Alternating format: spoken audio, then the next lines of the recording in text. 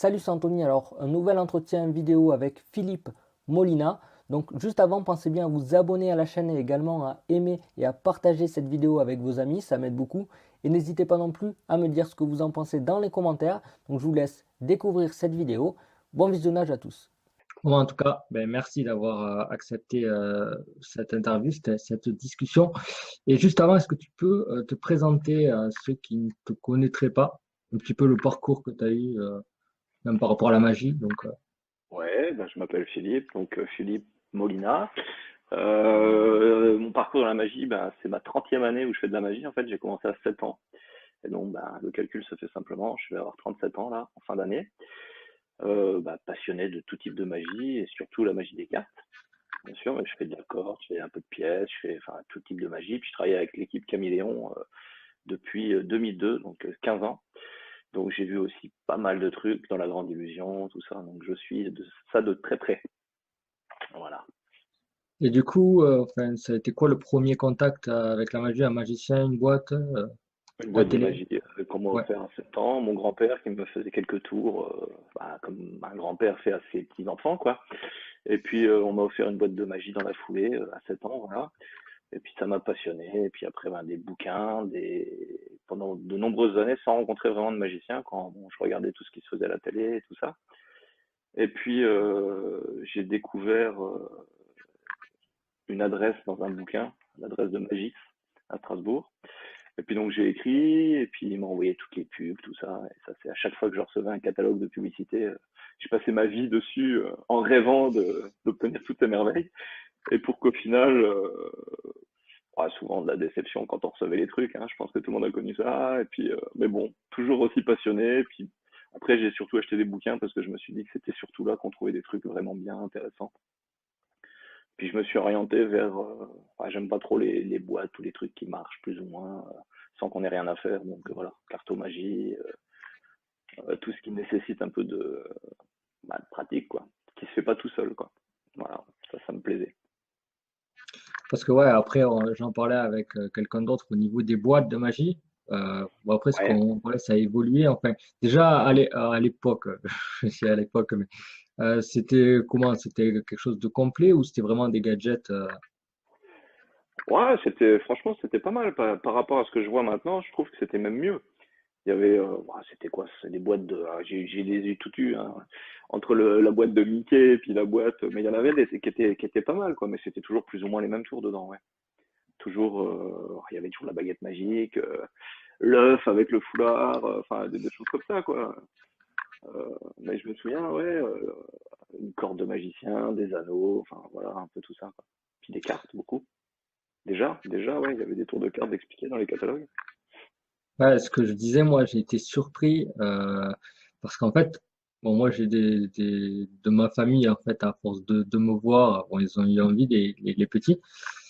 Et en fait, j'ai été surpris par une boîte de magie qu'ils ont eue, où c'était vraiment super complet. Il y avait vraiment des choses, bon, enfin, il y avait des cartes, enfin, une carte trouée ou une carte avec coin déchiré avec des flaps. Il y avait Ah du ouais. UFI, euh, Mhm. Ah il y oui, avait plein de même choses. récemment, c'est vrai qu'ils ont sorti des trucs sympas, et pas très chers en plus. Enfin, mon ami est associé Chris Carroll, qui a sa boutique à Nancy. Donc je vois passer aussi un peu tout ce qui se fait, surtout au mois de décembre. Il y a beaucoup beaucoup de boîtes qui sortent tout ça. Donc effectivement, il y a des trucs pas mal, quoi. Il y a des trucs pas bien du tout, mais il y a des trucs pas mal. Mm. Ouais. Après, il y a de tout comme pour tout.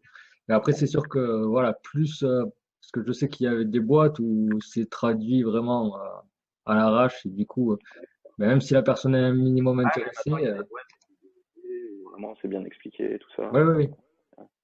Oh, c'est bon, ça vient toujours plus ou moins de Chine, tout ça, quoi. Mais c'est pas mal fait quand même. C'est pas mal fait. Ouais, l'objectif, de toute façon, c'est de faire naître un petit peu, enfin, C'est ça, de c'est faire ça. découvrir. Après, je sais pas Euh, si l'objectif des marchands de jouets, ouais, c'est de découvrir la magie, non, c'est de faire des sous en vendant du matériel, quoi, c'est tout. Mais bon, voilà, quand c'est bien fait, c'est mieux quand même. ouais, ouais. Bon, après, du coup, ouais, donc on parlait un petit peu, donc tu étais plus axé, donc tu dis, sur les cartes, parce que ouais, il y a du boulot derrière. et, Non, mais parce que les premiers tours que j'ai vus de mon grand-père, c'était des tours de cartes en fait, plutôt des tours automatiques ou il me faisait le forçage classique sur moi, ça marchait très bien quoi. Et pendant des années, elle ne m'a jamais expliqué. Donc c'est des trucs que j'avais envie de reproduire parce que ça me faisait de l'effet à moi. Et puis bah un jeu de cartes, moi j'ai toujours été joueur de cartes, que ce soit belote, tarot, poker, tout ça. Donc j'ai toujours aimé les cartes. En plus, donc tout naturellement, c'est venu que j'ai envie de faire des tours de cartes, tout simplement. Alors, mon premier, enfin bon, j'ai eu pas mal de bouquins sur les cartes, tout ça, mais vraiment les techniques modernes, tout ça, c'est surtout venu avec Bernard Billis en fait. Quand je l'ai découvert dans son premier passage à Coucou c'est nous, c'est ce qui m'a donné envie d'acheter sa VHS en fait, parce que son premier passage chez De Chavannes, c'était pour présenter cette VHS que j'ai commandé, je crois, le jour même ou le lendemain, et que j'ai reçu, parce qu'il y avait beaucoup de demandes, j'ai reçu 2 ou 3 semaines plus tard, et là, ça a été une vraie révélation, quoi. ouais, du coup, en fait, aujourd'hui, parce que ben, j'ai vu, il y a eu des sorties, il y a eu l'ABC par les cartes. Bah, Et, c'est la magie des cartes que ouais, je m'y suis collé, c'est moi qui ai fait ça. Alors la question, c'est quoi? C'est pourquoi j'ai fait ce programme? ouais, Comment? voilà, enfin, j'allais y venir, ouais. Alors, en fait, j'ai sorti un premier DVD que j'ai appelé Stratège, parce que ça développait un peu les stratégies pour un spectacle de close-up, en fait, plutôt avec ces cartes magie. Un peu dans le style magie, comment dire, au double fond, si tu veux, avec toi assis et puis autour de toi le public, ce qui se fait pas vraiment en conditions de travail normales. Moi, j'avais Oui, envie de bosser d'accord. sur un truc, Ouais. donc parce qu'il y en a pas beaucoup. Donc j'ai écrit un spectacle, puis après j'avais un copain réalisateur qui est toujours un excellent ami avec qui je travaille régulièrement, Baptiste de Lorraine Vidéo, ça j'en profite pour lui faire un peu de pub, je lui ai dit voilà, j'aimerais bien faire un DVD. Puis il m'a dit d'accord, ok, je te suis. Et puis bah du coup j'ai écrit le truc, puis on l'a fait, j'ai tout réalisé. Après je les montage, j'avais mon idée, donc c'est moi qui m'y suis collé. J'ai appris en même temps. Et donc bah, une fois que le DVD était fini, je me suis dit bon bah maintenant il faut le vendre. Parce qu'à la base c'était juste pour me faire plaisir. Même pas j'imaginais que j'allais le vendre, quoi.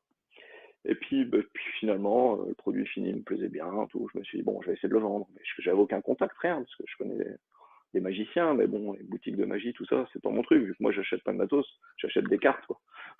Ouais, ouais. Et des élastiques japonais de temps en temps, voilà, tu vois, que des consommables. Et du coup, je me suis dit, bon, allez, je vais aller démarcher les boutiques. Et la première boutique qu'il y avait, bah, c'était celle de Chris Carroll, que je connaissais pas du tout, en fait. J'étais allé une fois voir une conférence dans sa boutique, mais j'avais pas du tout sympathisé, on n'avait même pas parlé. Et donc, j'ai un très bon ami, et donc c'est sur Nancy, ça, hein, moi j'habite Metz, en fait. Et c'est donc à 60 km à peu près. Et puis, ce jour où je décide d'aller à la boutique, j'ai un très vieil ami qui me contacte, qui s'appelle Sandy. Voilà, un monsieur maintenant qui a 65 ans, mais qui était passionné de magie des cartes. Il a travaillé beaucoup avec Bebel, un fou furieux de la carte, quoi. Vraiment un vrai cartomane, quoi. Et beaucoup, beaucoup de temps, j'avais passé avec lui. Et on s'était perdu plus ou moins de vue. Et le jour où je vais à la boutique, il m'appelle. Coïncidence incroyable. Et il me dit, je lui dis, tu connais la boutique? J'y vais. Il me dit, oui, oui, c'est un copain, j'y vais souvent. Bah viens, on y va ensemble. Donc je vais le récupérer chez lui et on y va ensemble. Donc il me présente. Et du coup, je suis arrivé dans cette boutique finalement, pour démarcher, pour vendre un DVD, mais finalement avec une approche tout à fait différente, puisque c'est cet ami qui m'a présenté. Et donc, le contact que j'ai eu avec Chris a été tout à fait différent que si j'étais arrivé comme un cheveu sur la soupe sans rien. Et on est devenus très très vite amis, mais vraiment très amis. Et bon, on a fait un contrat pour le DVD, il m'a dit je peux faire le grossiste, le vendre dans toutes les boutiques, je connais tout le monde, tout ça. Bon, très bien. Ok, on s'est mis d'accord. Et puis on est devenus très très copains, j'allais très très régulièrement à la boutique, on se voyait hors boulot même, hein. Et je lui dis mais c'est quoi le produit que tu vends le plus à ta boutique? Il me dit le produit que je vends le plus à ma boutique c'est La magie par les cartes, volume 1 de Bernard Bélis. Ah, j'ai dit ouais, tu te rends compte, c'est un programme qui a 25 ans quoi, qui a été réédité en DVD. J'ai dit, il me dit bah c'est peut-être là-dessus qu'il faudrait bosser et refaire un truc plus moderne. Ah, je dis ouais mais là c'est une tâche vraiment d'une grande ampleur quoi.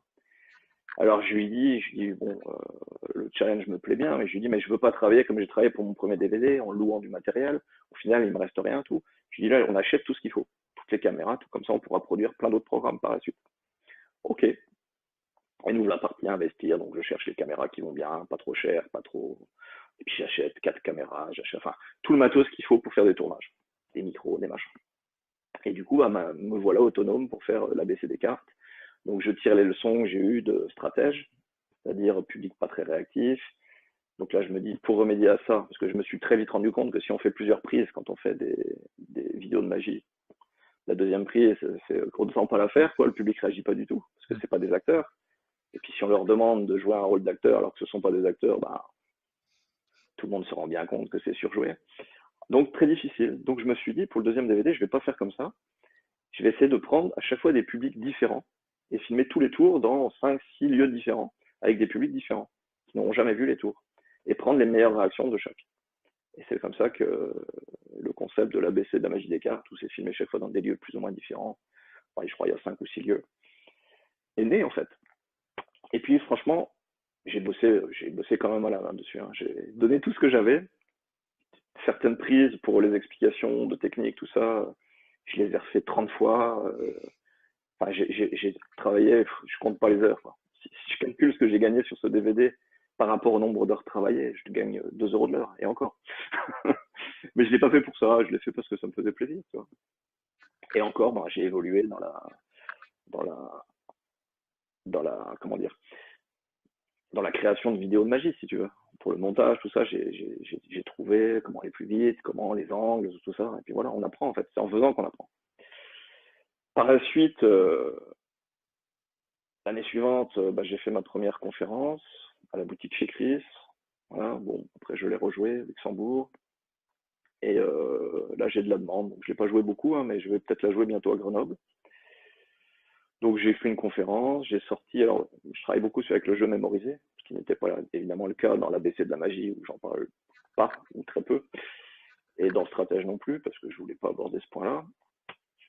Et donc, ma conférence, je l'ai basée sur une première partie d'1 heure sur le jeu mémorisé, en fait. Ce qu'on peut faire avec, tout pour... Quelle optique donner envie aux gens de s'y mettre. Voilà. Alors évidemment, je commence en faisant 5, 6 tours qui utilisent le jeu mémorisé, mais des tours très variés. Et à la fin, je leur dis seulement que j'utilise le jeu mémorisé.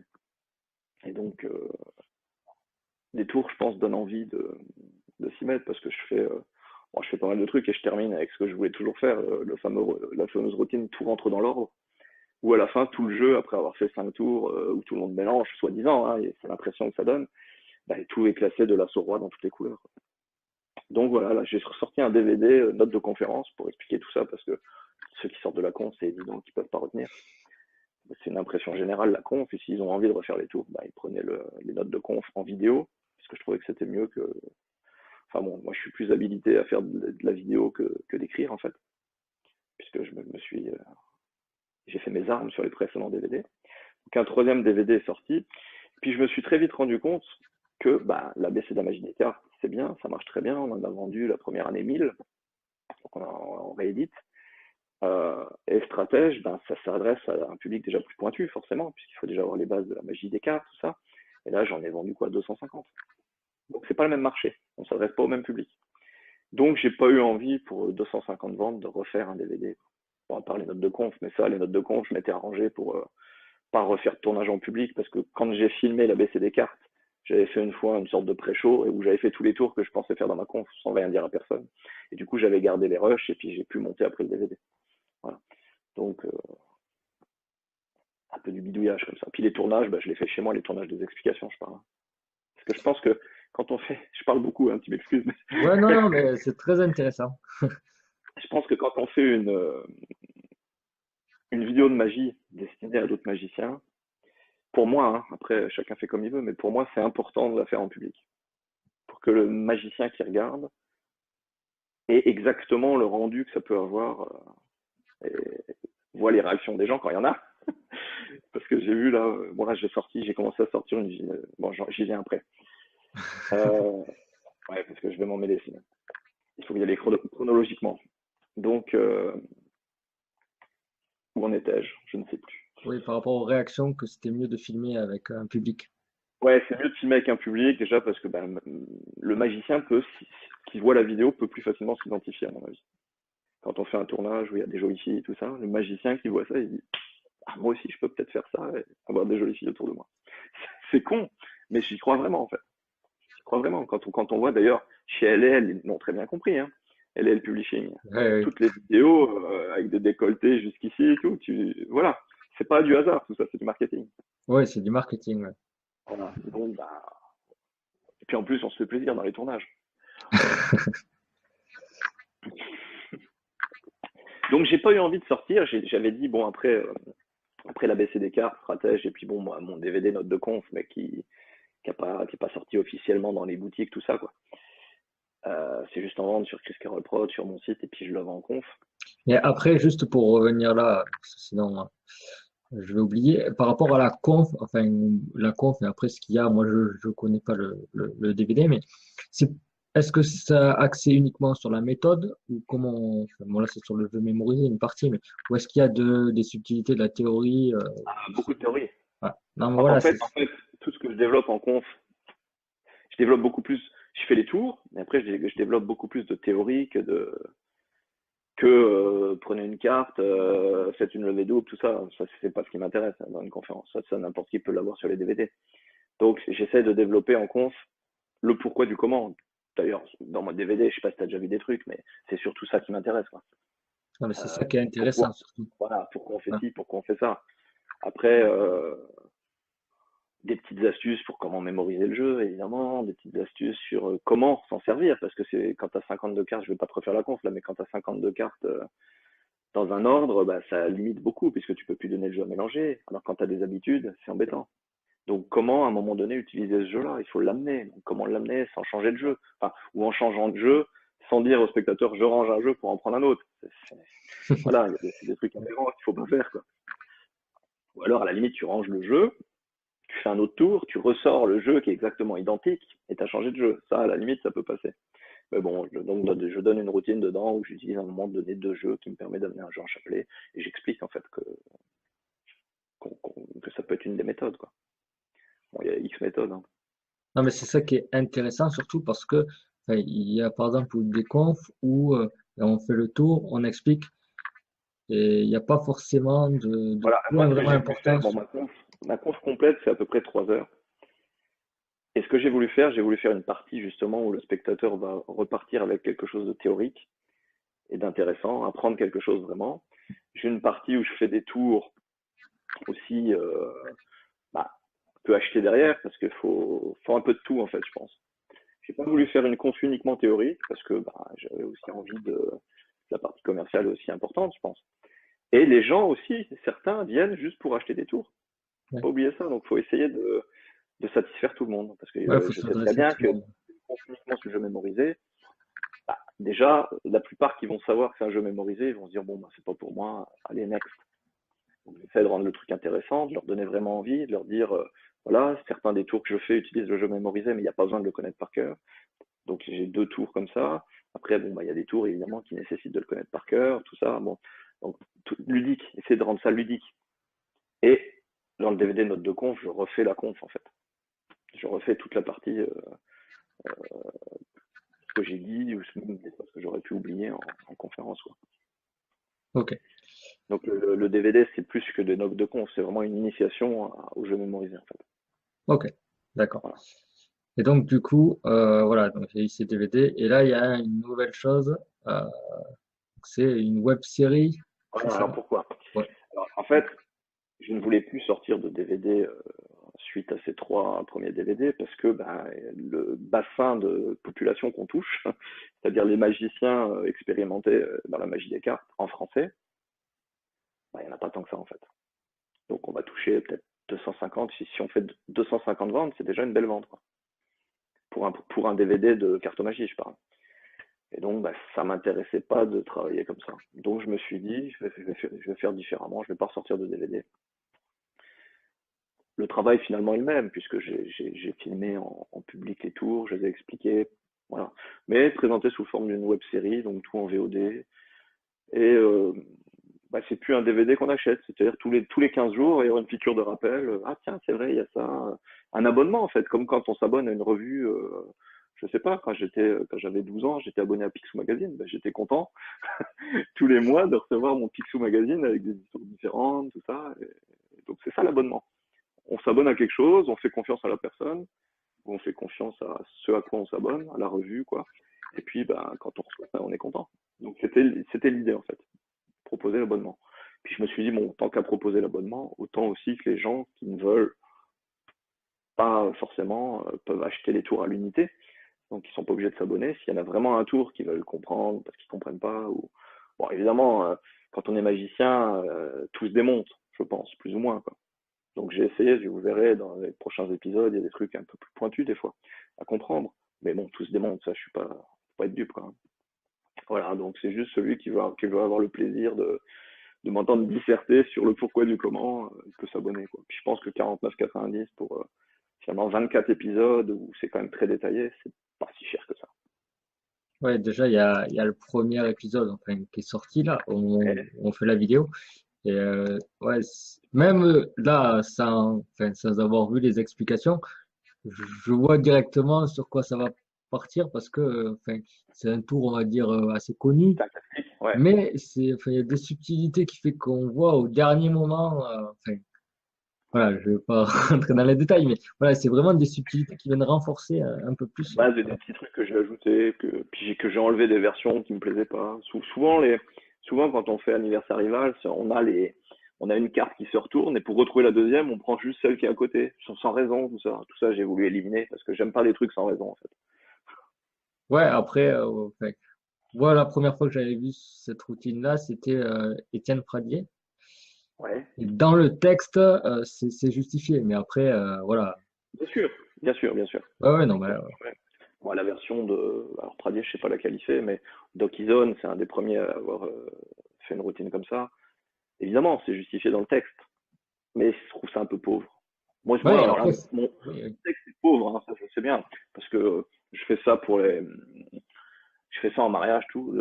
L'effet se suffit à lui-même. Je parlais de ça avec Bernard Bliss sur les textes, tout ça, on peut pas dire qu'il a des textes, voilà, mais l'effet se suffit à lui-même. Lui, c'est sa politique en fait. Il n'aime pas extrapoler pendant des heures sur des textes. C'est boum, boum, boum. Voilà. Et Et, je suis assez d'accord finalement.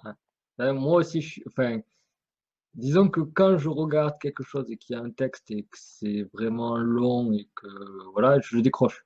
Mais Voilà. après, c'est sûr qu'il Et en il faut. faut un juste milieu. Faut un juste Ouais. milieu parce que c'est quand même important. Un prologue, comme dirait Roberto Giobbi, c'est le prologue, voilà, pour intéresser, pas faire un truc comme un cheveu sur la soupe sans raison. Le tour, l'épilogue, voilà, des petites choses importantes à mon avis. Une petite Ouais. phrase pour finir, qu'on oublie souvent de faire, et moi le premier, hein, mais bon, quand je réfléchis, j'essaye quand même toujours d'avoir des trucs comme ça. Non, parce Parce que que c'est vrai que c'est mieux. je dis ça parce qu'il y a plusieurs écoles, il y en a qui préfèrent. Après, de toute façon, les spectateurs vont être différents, donc ils ont une sensibilité différente, donc il faut s'adresser Voilà. un petit peu à tout le monde. Oui, oui, je pense qu'il y a des règles préétablies. Ce que je dis, c'est pour moi, en fait, parce que comme moi je le ressens. Je dis pas faut faire comme ci ou faut faire comme ça. Ce sont des choses que chacun va ressentir, en fait. Qu'est-ce qui a été le plus compliqué enfin, pour le premier DVD, même si enfin, le but au départ, c'était pas forcément de le sortir, mais est-ce qu'il y a eu des difficultés ou pas? Je peux raconter l'histoire du DVD, mais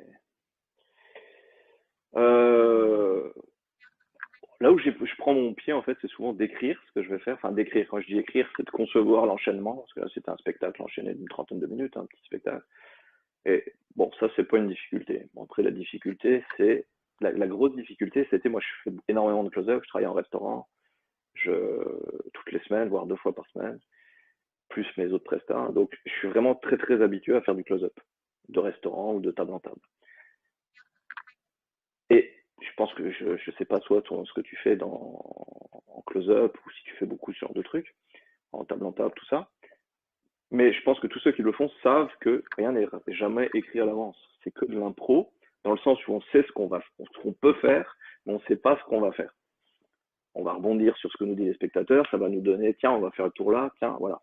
Et donc, quand je sais que beaucoup de magiciens travaillent avec des sets, mais moi, j'ai pas vraiment de set. J'ai tout mon matos sur moi, j'ai 50 tours possibles à peu près, entre les cartes et puis bah, tout le reste que j'ai sur moi. Et, euh, et ça peut partir dans tous les sens. Donc pour moi, le gros challenge, ça a été, pour la première fois en fait, de ne pas pouvoir déborder et de faire exactement ce qui avait été prévu. Et ça a été très dur. Ça a été très dur parce que forcément, tu as des réactions des gens qui te disent, et quand tu as ces habitudes de partir sur, quand quelqu'un te dit par exemple, ah mais si j'avais dit l'huile de pique, et tout de suite, bam bam, tu le sors de la poche, ou enfin, voilà, des trucs, mais là je pouvais pas. Et ça m'a gêné en fait. Ça a été dur en fait. C'est pas que ça. Ah, J'étais pas habitué surtout. Voilà, je suis pas habitué à faire, pareil pour la conférence, je suis pas habitué à faire des trucs où je suis pas libre. C'est la liberté, voilà. Donc voilà, ça c'était un truc qui m'a gêné. Après, j'ai eu des, quand mon pote réalisateur, il a monté les 15 premières minutes du spectacle, en fait, ça m'allait pas. Je dis non, les angles, c'est pas bon, c'est pas les choix que j'aurais fait. Chaque fois, l'angle, il changeait quand il fallait pas que ça change, tout ça, et je me suis dit, ça va pas, ça va être dur. Je comprends, parce que lui n'est pas magicien, n'a pas forcément la même sensibilité, n'a pas le même. Et c'est de ça que c'était pas conforme à ce que je voulais. Donc, il m'a dit, bah écoute, je pars en vacances, je te laisse mon Mac. Et parce que moi, j'ai pas de Mac à l'époque, je travaillais sur PC. Et il me dit, je te montre comment on fait le montage, vite fait, je te prépare tout, et puis tu choisiras tes angles. C'est comme ça que j'ai appris, il m'a laissé une semaine, et j'ai monté tout stratège en une semaine. Et après, il y a eu un gros souci, c'est que j'ai tout perdu. Donc j'ai tout recommencé à zéro. Mais du coup, quand j'ai recommencé tout à zéro, parce que bon, on s'est échangé les données, j'ai cru qu'il avait, il a cru que j'avais, et puis au final, heureusement, j'avais tous les rushs sur un disque séparé, donc, mais j'ai recommencé à zéro. Et la deuxième mouture, où j'ai tout recommencé à zéro, était bien meilleure que la première, parce que j'avais appris entre-temps. ouais. Donc finalement, c'est bien de le faire. Pareil, dans la BC des cartes, je faisais des sessions de 2 heures de tournage chez moi, souvent, pour les explications. Et j'étais sur la fin, hein, parce qu'il dure quand même 3h45 le DVD. J'étais sur la fin, il me restait que quelques trucs à tourner et tout. Je refais ma session d'une heure et demie, 2 heures, où je tourne des trucs. Je termine ça, je dis ça y est, je vais monter ça et j'ai fini. Je dérush, putain, la caméra de face.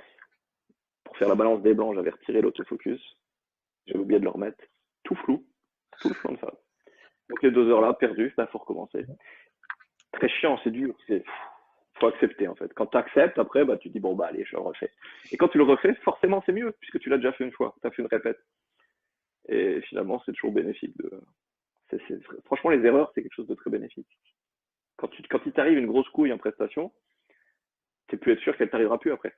Alors que quand elle t'est jamais arrivée, bah, elle peut t'arriver à tout moment. Voilà. Bon. Euh, ouais, ouais, après, de toute façon, c'est tout le temps pareil. Faut être confronté au problème, sinon, Voilà. on va pas pouvoir le travailler. Voilà, c'est ça. Des fois, on n'a même pas conscience du problème. On sait même pas on sait pas qu'il y a un problème. Oui, C'est oui. quand on est confronté que, voilà. C'est les 4 étapes de l'apprentissage. Ça. La première, c'est on ne sait pas qu'on ne sait pas. La deuxième, on sait qu'on ne sait pas. Donc, il va falloir apprendre. La troisième, la compétence consciente, c'est-à-dire on sait qu'il faut qu'on fasse ça avec les doigts, tout ça. Et après, la compétence inconsciente, on n'a même plus besoin de penser à ce qu'on fait. C'est normal, quoi. C'est automatique. C'est un réflexe. Je vais continuer sur des questions un peu basiques. Est-ce qu'il y a des numéros ou des tours qui t'ont plus marqué que les autres? Alors, je sais que c'est compliqué parce qu'il y a tellement de choses, mais Euh, qui m'ont marqué, oui. Quand j'avais 10 ou 11 ans, peut-être même ouais, 10 ou 11 ans, j'avais vu Francis Tabary qui était passé dans le festival de Monte-Carlo à la télévision. Et j'avais évidemment enregistré ça, puisque c'était de la magie. Et avec son numéro de corde. Et j'ai trouvé ça fascinant. Je suis allé chez Castorama, j'ai acheté de la corde. Rien à voir avec la corde de magie, on ne sait même pas où on pouvait en trouver. Quoi. Et j'ai passé des heures devant mon écran et j'ai refait entièrement sa routine. À 10-11 ans. Et ça me paraissait naturel. Quoi. Ça, j'ai mis un temps fou, mais et je refaisais sa routine. Genre, je connais encore le texte. Je ne sais pas si tu as déjà vu cette routine. oui, oui, si, si. Routine de la fille avec le jeu de mots sur les bouts, tout Les ça. goûts, oui. Et je l'ai fait jusqu'à 17-18 ans. Beaucoup, beaucoup. Voilà, donc ça, c'était quelque chose qui m'a marqué parce que cette routine, la première fois que je l'ai vue, je trouvais ça énorme. Évidemment, Bernard Billis, dans Coucou c'est nous, j'ai souvenir de quelques passages, notamment une routine d'épingle qu'il avait fait dans Coucou c'est nous. J'avais trouvé fascinant. J'ai rien compris, quoi. Qui est super bien conçu. Bon, maintenant, évidemment, j'ai retravaillé, je connais. D'ailleurs, dans ma conf, je fais aussi une routine d'épingle qui n'a rien à voir avec celle de Billis. Ça, c'était quelque chose qui m'a marqué. Un très grand moment, ça a été quand j'ai reçu la VHS de Guy Hollingworth en 95, non, non, peut-être 97, je sais plus, 97, 98, quelque chose comme ça, sur, c'était conférence Joker de luxe, je ne sais pas si les séminaires, best of séminaires, enfin, t'as Non, pas connu je ça. vois pas. Et j'ai vu cette conférence de ce jeune anglais qui devait avoir 20 ans, quoi. Et c'est lui qui fait, tu sais, les as, waving the aces, twisting the king, puis ça se retourne à vue, des trucs. Et toute la conférence, je m'en suis pris plein la gueule. Plein la gueule, j'ai rien compris. Et quand je voyais les explications, j'étais encore plus émerveillé. Tellement c'était génial, quoi. Ça, c'était un moment. Et d'ailleurs, Guy Hollingworth n'a pas fait beaucoup de vidéos. Il a fait London Collection, une vidéo en noir et blanc. Reformation, sa carte de tirée qui était tirée à 150 exemplaires. Et c'est tout. Et cette vidéo, Joker de luxe, que en français en fait, qui a été tirée à peu d'exemplaires, qui n'a pas été très connue finalement dans le monde entier. Et je l'ai vue en 2015 à la FISM en Italie, là, à Rémi. Rimini. J'étais là-bas. Et donc je suis allé voir la conf de Guy Hollingworth, qui a fait assez proche, 15 ans après, quoi, de celle qu'il avait fait à Joker de luxe. Il avait rajouté quelques trucs. Mais tous ces grands classiques, il les a fait. Et j'ai vu le public dans la salle aussi émerveillé que j'ai pu l'être à l'époque, parce que finalement, personne connaissait trop ça, quoi. Bon, il a décrit ça dans ses livres, tout ça, mais bon, qui lit les livres? Pas tant de monde que ça, finalement. Et ça, c'était un grand souvenir à la FISM. C'est la standing ovation la plus longue que j'ai vue de tout le congrès. C'était à la fin de sa conf, où les gens applaudissaient pendant 10 minutes, un quart d'heure. Je trouvais ça fou, quoi. Mais je comprenais, parce que ça me remettait dans l'émotion de quand j'avais 18 ans, et que j'ai vu ça. J'avais séché les cours quand on avait acheté cette vidéo avec un pote. On l'a reçu un midi, comme ça, on a dit on va pas en cours l'après-midi. J'étais en fac de maths, en fait. Rien à voir avec la magie, mais on a séché les cours l'après-midi, on a regardé ça, et quel bonheur, quoi. Voilà, alors des tours particuliers, je sais pas, le tour que j'ai le plus fait, je crois, dans ma vie, c'est la carte générale. Enfin, il a tendance à ne plus s'appeler comme ça, ce tour-là. Parce qu'en fait, Billy avait sorti la carte générale, les As se transforment en la carte choisie, hein, et reviennent des As. Mais en fait, la carte générale, ça serait plus maintenant retour je crois que c'est Officer, je crois qui avait sorti la carte générale, où on fait choisir plusieurs cartes. On a un joker ou une carte qu'on appelle la carte générale qui se transforme une à une dans les cartes choisies. Le titre est plus logique Ouais. que l'index, en fait. Voilà. Donc, parce que j'ai vu là qu'il avait republié sa carte générale dans le petit bouquin de la FFAP de Nancy de l'année dernière. Il l'a appelé plus du tout de la même façon. Enfin voilà. Ça serait plutôt Everywhere and Nowhere. Ok. Voilà, donc ça c'est un tour qui m'a beaucoup marqué la première fois que je l'ai vu. Et c'est le tour que j'ai le plus fait, je crois, dans ma vie, même si maintenant j'ai une version qui c'est pas celle de Billis, quoi, mais bon, l'effet est le même, quoi. Ouais. Les cartes, les as se changent dans la carte choisie. Et du coup, associé à cette question, quel est le meilleur souvenir? Alors, c'est sûr que c'est toujours compliqué, hein, ça je le sais, mais Ouais. même s'il y en a Alors, plusieurs à meilleur la limite, souvenir de... de lié à la magie. Ah, je crois, j'ai rencontré Lionel des Caméléons en achetant un jeu de cartes dans une boutique à Metz, une boutique farce et attrape. Puis j'entends, t'es magicien? Ouais, j'avais 17 ans et demi, quoi. Et il me dit, bah fais-moi un tour. Donc je lui fais quelques tours pour la carte générale, d'ailleurs je m'en souviens, lui il me fait des tours, puis il me laisse la carte de visite. Puis je l'ai recontacté après, plus tard, tout ça, puis on est devenus potes, tout ça. Puis un jour il m'a dit, ah, il faut que je te présente un gars qui est passionné de magie, qui passe sa vie à ne faire que ça. Il sait tout sur tout, tout ça. Et il me présente un jour, on vient chez moi avec un fameux Jérémy. Et on fait pas mal de tours, tout ça. Et ce Jérémy, à la fin, me dit, ah bah je suis au bureau. Donc c'est un bar à Metz, pas très loin de chez moi, quoi. Je savais même pas que c'était un bar à Metz, d'ailleurs. Je sors pas trop dans les bars.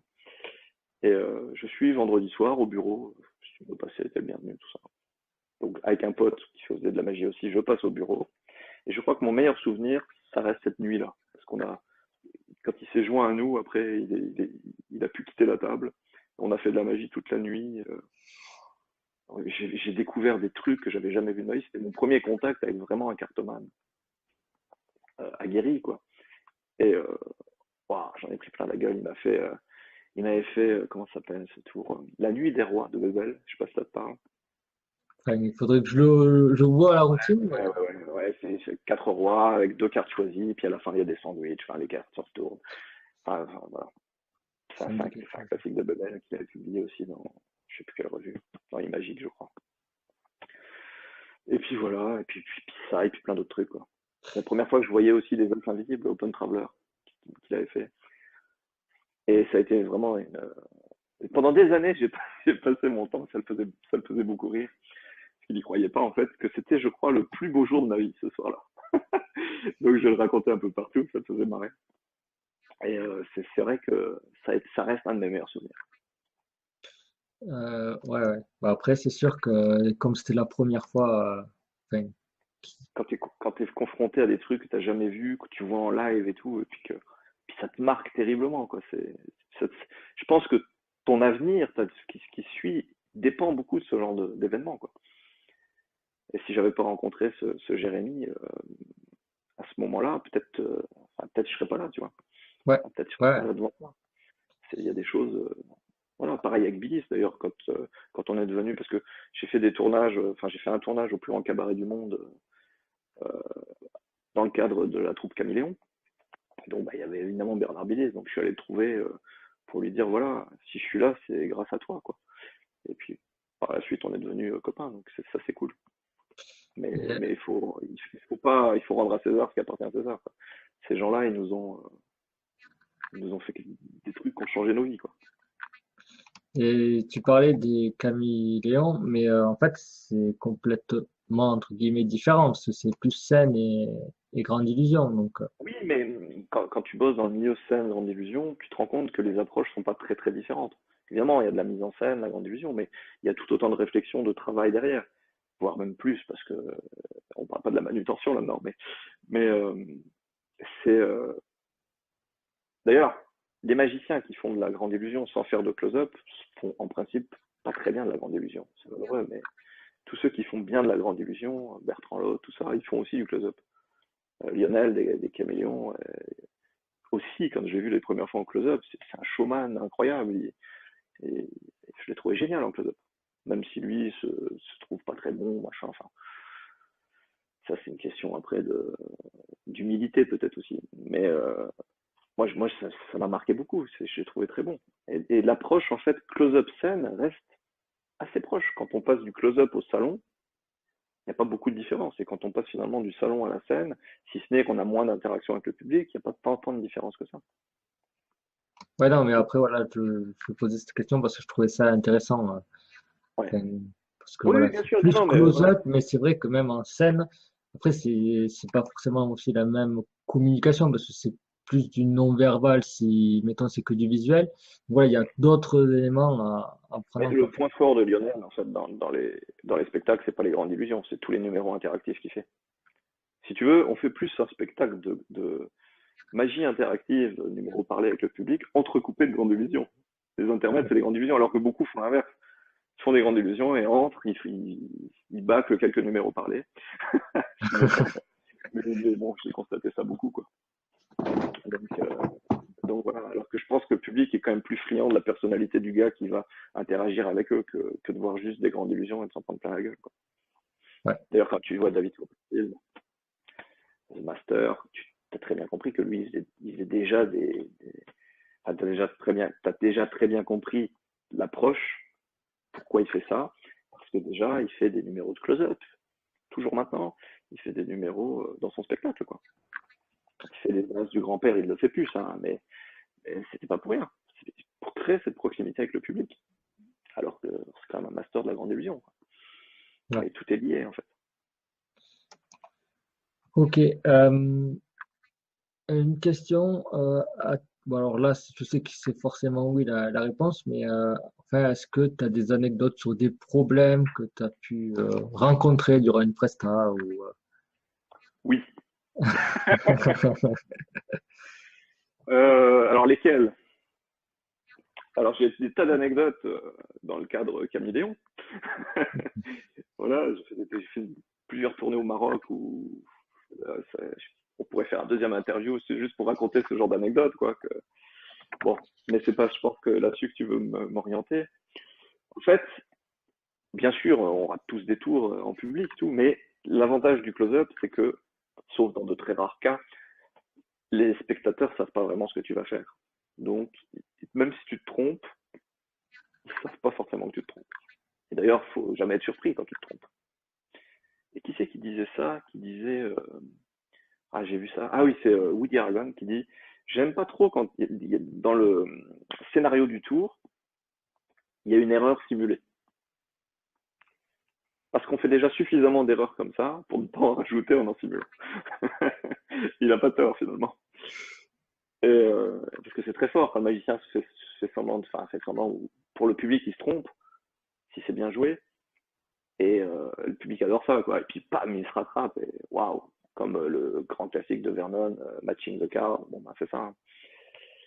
Euh, c'est des tours à très très fort impact. Mais maintenant, me tromper, oui. Une fois, je faisais le spectateur coupe sur les as, version Final Verdict de Bannon. Donc, je fais trouver des petits paquets aux spectateurs. Et en plus, ce jour-là, c'était dans un restaurant. La semaine d'avant, c'était une fois par semaine, la semaine d'avant, c'était un collègue à moi. Parce que j'étais pas dispo, je sais plus comment ça s'est passé. Il me dit, on a vu votre collègue l'année dernière, hein, donc il a mis la barre haut, hein, il va falloir... bon, petite interaction rigolote avec les gens, c'est cool. Donc, comme je connais bien le collègue en question, je me suis dit, je vais faire des tours que je sais qu'il ne fait pas. Donc, je commence en faisant un spectateur coupe sur les as. Et je fais monter la sauce grave, quoi. Il touche les petits paquets et tout. Et je retourne la première carte. Je dis pas hein, qu'ils vont couper sur les as, mais je retourne la première carte du premier paquet. 2 de trèfle, 7 de cœur, 8 de pied, pas un as. Et je me marre et je me dis, bon, ils savent pas ce que je vais faire, donc je vais changer ces cartes. Hein, je vais voir, quoi. Donc je me démonte pas, évidemment. Et là, il y a une réflexion qui m'a fait mourir de rire. Il y en a un qui regardait comme ça, il me dit, bon, jusque-là, je peux le faire aussi. Et voilà, mais au-delà de ça, non. Je pense que quand, d'ailleurs, Tamaris le dit très bien, plus tu arrives une couille, plus il faut être content, en fait. Parce qu'il faut rebondir dessus, faut en rire plutôt que... Et puis merde, c'est qu'un tour de carte au final. oui. Mais encore faut-il, enfin, parce qu'il y en a qui, je sais qu'en peur, il y en a qui m'ont posé la question, mais encore faut-il avoir les bases pour pouvoir se rattraper. Parce que Clairement. aujourd'hui, enfin, il y en a, je vois à peine il y a une manipulation à faire, ils vont dire ah ouais, mais c'est trop compliqué et il n'y a pas les bases, c'est que forcément ou des choses qui se font tout seul, toutes seules. Donc voilà, il faut vraiment au moins avoir les bases pour pouvoir voilà retomber. Je dirais même, non seulement il faut les bases, mais il faut les connaître sur le bout des doigts, quoi. Oui, Il faut que ça soit une partie intégrante de soi, quoi. Évidemment, quand j'ai perdu le contrôle d'une carte, ce qui m'arrive très peu, parce que je fais très peu choisir de cartes, en fait. Parce que j'aime pas trop, ça c'est un avis perso, j'aime pas trop les cartes choisies. Mais des fois, il y a des tours qui le nécessitent absolument. Comme je travaille beaucoup en chapelet, je fais une petite parenthèse que je vais essayer de faire courte, je fais plutôt nommer des cartes que choisir des cartes. Et donc, l'avantage du chapelet aussi, c'est que tu n'as jamais besoin de contrôler les cartes, puisque tu as 52 cartes contrôlées à tout moment, en ouais, permanence. Donc ça, c'est cool. Mais quand j'ai besoin, parce que j'ai perdu le contrôle d'une carte, de recontrôler une carte, bah, si tu sais pas faire un cull, si tu sais pas, qui me semble pour moi être des techniques de base, quoi. Le cull, c'est quand même ce qui te permet de tout faire. De faire des montages, de faire, voilà. Donc, bah, si tu sais pas faire ça, si tu sais pas empalmer pour aller rechercher la carte dans la poche parce que, bah, tiens, je me suis trompé, mais dans ma poche, j'avais une carte depuis le début, tu peux toujours faire ce genre de truc. Mais il faut savoir le faire. Donc oui, il faut avoir bossé les bases, bien sûr. Bien sûr. J'ai un ami précieux parce que c'était quelqu'un que j'ai rencontré il y a quelques années, 2, 3 ans, pas plus, qui m'a révolutionné ma façon de voir la cartomagie, qui s'appelle Maxime Couty. Personne ne le connaît, mais c'est pour moi l'un des meilleurs cartomanes de France. Mais personne ne le connaît. très peu de monde, les gens à qui je l'ai présenté en fait. Et ce type a un bagage technique tellement énorme que je l'ai vu là récemment. Là, il en avait un peu, il est ingénieur, il fait tout un tas de trucs. Il avait un peu arrêté la magie pendant quelques mois. Et je partais en week-end à Forges-les-Eaux en l'invitant. D'abord, on fait de la magie en fait, tout le temps, parce qu'on est là pour ça. C'est Mire-Dieu, je sais pas si tu connais, qui fait venir des magiciens Ouais, ouais, pour ouais. faire de la magie. Mm. Voilà. Moi, j'y vais régulièrement. Et donc, bah, j'ai emmené Maxime là-bas, qui avait arrêté un peu la magie pendant 7-8 mois, et il s'y remet et tout, avec brio toujours, salopard. Et, et il a une routine qui s'appelle l'As des As, qui est c'est son grand final, mais c'est d'une technicité, enfin je sais plus, je sais pas combien il y a de sauts de coupe dedans, enfin qui se voit pas, mais très très bien construite la routine, hein. Mais c'est un florilège d'effets où tu t'en prends plein la gueule jusqu'au final, au grand final. Mais je connais parce que j'ai filmé cette routine, je lui ai filmé et puis j'ai filmé aussi des explications pour la garder, même si ça sera pas sûrement jamais publié. Et je sais que la moindre erreur technique va lui être fatale pour tout le reste. Et je vois qu'à un moment donné, il fait une erreur technique. Enfin, je le vois. Il le constate en même temps que moi, quoi. Parce qu'il y a une carte qui n'a rien à faire là, tout. Et je me suis dit, putain, comment il va faire? Il s'est rattrapé, il a empalmé, il a bidouillé. Ça ne se voyait même pas, parce qu'il en rigolait avec les gens, et il a réussi à reprendre le fil et à finir la routine d'une façon géniale, quoi. Et c'était son final, et ça a cartonné, quoi. Et franchement, je connais très peu de monde qui, s'il arrive quelque chose comme ça, va pas dire, bon, c'est fini, on va faire autre chose, quoi. Bon, je fais un peu de mentalisme, des book tests. Je sais pas, tu fais un peu de mentalisme, du book test? Non, j'en fais pas, mais après, je me suis intéressé un peu à tout. Donc, Ouais, voilà, moi j'ai les bouquins Ejo, je pense que tu ouais. connais, donc j'ai une routine liée à ça. Et donc, où à la fin, dans le dictionnaire, ça se retrouve, je sais plus la routine de qui c'est, mais bon. Et ça se retrouve le mot, enfin bref, passons les détails, parce que ça va être long encore. Et je dis à un monsieur, au milieu de la routine, bah, choisissez un mot n'importe où dans le livre, bah, alors un mot long, hein, 3-4 syllabes, 7 ou 8 lettres, hein, j'insiste bien évidemment. Oui, oui, oui, oui. Très bien, donc il a un mot, donc je retrouve le premier mot, et puis arrive à ce mot-là, j'écris le code par rapport à sa position dans mon dictionnaire. Est-ce que ça a un rapport avec votre mot? Non, non, non. Et je dis, quel était votre mot? Et ah non, je ne demande même pas, il me dit, non, non, c'était alors. C'est tout, il est. Et ben là, qu'est-ce que tu peux faire? Ah, ça, c'est le genre de cas où qu'est-ce que tu peux faire? En plus, tu as déjà marqué le code dans le dictionnaire du mot qui commence ambassadeur, tu vois. Parce que A, c'est ambassadeur. Bon, et ben, t'es mort, quoi. Bon, bah là, voilà. C'est le genre de cas où t'as pas de sortie. Donc la Ouais. sortie, c'était de prendre dans ma poche. J'ai ici une corde. Prenez un bout et d'enchaîner, quoi. Ouais, ouais. Il Évidemment. n'y a pas de sortie, ouais. Il n'y a pas de porte de sortie. Voilà, il y a des cas où il n'y a pas de porte de sortie. Voilà. Bon.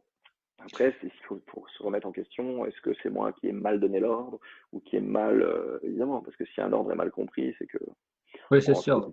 c'était un groupe de personnes âgées, c'était le responsable du groupe, tout ça. Et voilà. Bon, je sais pas Bon, si ça, la magie, ça va plus passionné que ça, mais voilà. Mais il faut quand même tirer les leçons pour plus que ça ouais. arrive, quoi. Ouais, toujours, ouais. Du coup, ouais, on parlait bon, un petit peu des bases. La magie bon, a évolué et ça continue, de toute façon, ça continuera à évoluer. Quel est ton regard sur la magie actuellement? Alors, mon regard sur la magie, ça me donne envie de parler des classiques, ça, parce qu'on s'en éloigne des classiques. Et on va beaucoup dans le XCM, le jonglage avec des cartes, des routines, enfin, tu vois, les routines que font les frères Buck. Ouais, Bah voilà, on va quand même par là. Et moi, c'est pas vraiment ce qui m'attire, et je suis pas persuadé que les gens, ils ont envie de voir ça non plus. Ils ont envie de voir ça, mais pas que. Et je vais te parler d'un truc que je dis dans ma conférence. Euh, Un jour, j'allais manger une tartiflette avec un ami. Je laisse le soleil un peu là, la tartiflette. Et puis, c'était un resto de fromage où il y avait, je sais pas, 7 ou 8 sortes, tartiflette alsacienne, alimentaire, tartiflette et tout. Puis, je dis, punaise, que de choix, c'est cool. Arrive le serveur pour prendre la commande et je lui dis, alors, tu vas choisir quoi? Il me dit, ah, je pense que je vais prendre la tartiflette classique. Et je le regarde surpris, je dis, mais avec tout ce choix, il me regarde et me dit, oui, mais la tartiflette classique, tu sais pourquoi c'est la tartiflette classique? Parce que c'est la meilleure, c'est pour ça que c'est devenu un classique. Et ça m'a donné à réfléchir. Et je pense qu'effectivement, tout ce qui est classique, c'est parce que c'est ce qu'il y a de mieux et ce qui marche. Donc, j'aime les classiques en fait. Et je pense qu'un classique, c'est indémodable. Et une routine d'anneau chinois très bien faite, évidemment, il ne faut pas que ça soit, ben, ça cartonnera sur les gens. Les gens ont envie de voir des classiques. Mais déjà, les gens, ils ont le stéréotype du magicien déjà. Le lapin dans le chapeau, tout ça, c'est triste. Mais en prestation, combien de fois on t'a demandé de faire apparaître un lapin dans un chapeau? Forcément, on t'a demandé. Bon, on me le demande. Euh, C'est plus de et faire disparaître la femme, souvent. aussi, ouais. D'ailleurs, il y a des réponses à ça. Euh, mais ouais, effectivement, mais les gens, je crois, ils ont envie de voir des trucs qui, pour eux, sont classiques. Alors, c'est très, très bien aussi de faire, pas que ça, de faire des trucs qu'ils n'ont jamais vus. Mais je fais une routine depuis quelques semaines, là, où je fais des trous avec une perforatrice dans la carte, puis je déplace les trous, une carte signée que je donne à la fin, tout ça. Les gens, ils n'ont jamais vu ça. Et c'est génial, quoi. Puis en plus, tu leur laisses la carte avec les trous. Ils gardent en plus un souvenir où il y a eu de la magie sur le truc. C'est très fort. Je suis très content d'avoir ajouté ce truc dans mon répertoire. Et c'est pas un classique. Mais peut-être ça le deviendra. Parce que c'est vraiment très bon, quoi. Ouais. Voilà. Donc, ce que je pense de la magie et de leur évolution, il y a sans cesse des trucs. Euh, Par exemple, tiens, ça me fait penser à cette vidéo là qui a circulé sur les réseaux sociaux du type, je crois que c'est dans American Got Talent, qui fait une sorte de Matrix avec à la fin il y a ça se transforme en pétales, tout ça. T'as Oui, vu oui, ça? Wildside. Ouais, Ouais, ouais. Wildside. Alors que penser de ça? Parce que j'ai vu beaucoup de magiciens dire oui, mais c'est pas de la magie, à la fin le matos il fait tout seul, tout ça. Bon, c'est compliqué, c'est compliqué d'avoir un avis là-dessus. Parce que quand j'ai montré ça à ma famille, par exemple, on dit ouais, mais c'est génial, c'est de la magie quoi. Et qu'est-ce qu'on veut que les spectateurs disent quand on fait un tour de magie? On veut qu'on dise il n'y a pas d'autre solution que c'est de la magie. Hein, c'est le chemin magique de Tamarise. On veut qu'il n'y a pas de. Tu as détruit toutes les solutions, il n'y a plus qu'une solution, c'est de la magie. C'est ça qu'on veut. Et finalement, lui, il y arrive. Finalement, peu importe la méthode. Oui, ben, Alors, par exemple, Shimlim, son numéro, je l'ai vu hein, à la FIS, mais j'étais dans la salle, ça m'a pas fait l'effet que ça va faire beaucoup apparemment. Moi, ça n'a pas été mon truc quoi. Je préférais de loin Woody Harrelson, qui a été disqualifié, parce qu'il avait fait un peu trop de temps. Mais alors c'est beau, c'est très beau. Le type m'a ébloui par un truc, c'est un charisme de fou. Il arrive, putain, il a un charisme. Wow, ça te saute à la tête, quoi. J'ai travaillé, quand j'ai fait les mandrakes d'or avec les caméléons, j'ai travaillé avec un Coréen qui s'appelle Anjol Lee, je sais pas si tu vois qui c'est. Un mec qui avait les cheveux jaunes, les crêtes et tout. Enfin, c'était ah, dans le. si, oui, oui, oui, oui. Voilà, c'est lui. Bon. Et j'ai passé donc une semaine avec ce type qui est charmant, hein. C'était génial. C'était en 2003, donc ça remonte, hein. Et on a fait beaucoup de close-up ensemble dans la tournée, tout ça. Et le premier jour, ce type vient pour régler les lumières de son numéro et faire les répétitions. Il arrive sur scène avec rien. Et il fait le numéro avec rien, c'est-à-dire juste en mimant. Et on était dans la salle avec quelques personnes qui étaient là pour jouer. Et putain, il faisait aucun effet, mais juste mimé. À la fin, tout le monde s'est levé et applaudi. Tellement, c'était génial, rien que ça déjà. Et t'as des gens comme ça qui dégagent un truc de fou. Donc voilà, Shinlim fait partie de ces gens-là. Mais après, son numéro, ça m'a pas fait bander, quoi. Après, Et ouais. voilà, j'ai pas pris plaisir, quoi. Après, voilà, Après la fumée, tout ça. Je dis pas, il y a une foule d'intelligence là derrière, mais il y a tellement de gimmicks, tellement de choses impossibles. Et pour moi, c'était pas de la magie. Tu vois, je ne suis pas arrivé à cet état d'esprit où il n'y a pas de solution, c'est de la magie. Et j'arrivais pas à m'extraire du fait que il y ait tous ces gimmicks, tout ça. Mais c'est une vision de magicien. Le numéro est monté pour les magiciens, puisqu'il a fait la ouais, petite ouais. main. Voilà, donc, voilà, ça n'a pas marché avec moi, mais je conteste rien, hein. Je sais que énormément de monde a dit, waouh, t'as vu Shinlim, c'est génial. Ouais, moi après, ben, on en parlait avec enfin, Jordan, à qui j'ai fait l'interview. Moi, ce que j'aime bien surtout, après, c'est aussi l'utilisation de la musique qui peut apporter des fois un plus. Enfin, ça peut apporter un plus, mais aussi de la gestuelle. Enfin, tout ce travail-là. La beauté, la beauté. Ouais. Bah, Valarino, hein, les premiers, Voilà, ben, on parlait de Champagne, justement. bien sûr, à faire de l'esthétique. Ouais, Et ça, je pense qu'avoir des beaux mouvements, c'est important. Alors après, est-ce qu'il faut que le beau mouvement soit là avant l'effet? Si tu veux, comment dire? Qu'est-ce qui est le plus important finalement? L'effet ou le beau mouvement? Moi, je reste convaincu que c'est l'effet qui est le plus important. oui, Et le mouvement oui, doit servir l'effet. Et des fois, on peut se perdre à la frontière des deux. Tu vois, quand tu regardes Champagne, tout est beau, et quelquefois, certains effets passent derrière le beau mouvement.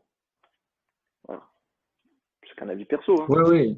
Non, Mais mais je sais que, voilà. je connais Valarino, j'ai passé une journée avec lui dans le cadre à Nancy, chez Chris, tout ça. Charmant, charmant. Et, donc j'ai beaucoup discuté avec, je comprends plus son approche. Parce que quand on le voit en vidéo, je pense qu'on a une très mauvaise image de lui. Alors que quand on le connaît en vrai, il n'est pas du tout comme ce qu'il dégage sur ses vidéos. Et ça, c'est important de le souligner quand même. Et, Ouais, ouais. mais l'esthétique, oui, bien sûr, bien sûr. Même, mais c'est pas moi personnellement dans mon travail, je mets pas l'accent forcément là-dessus. J'essaie d'avoir des belles gestuelles, un beau toucher, tout ça. Mais je vais pas faire un contrôle de carte en faisant des beaux mouvements spécialement quoi. Oui, oui. Ouais. Je préfère donner le jeu à quelqu'un, de dire mettez votre carte et mélangez plutôt que de faire. J'ai un ami qui s'appelle Yannick Chrétien qui première fois que je vois remettez la carte, son contrôle de carte c'était un truc comme ça, voilà, pour contrôler une carte. Et je suis pas friand de ça, quoi. Oui, après, enfin, Désolé Yannick.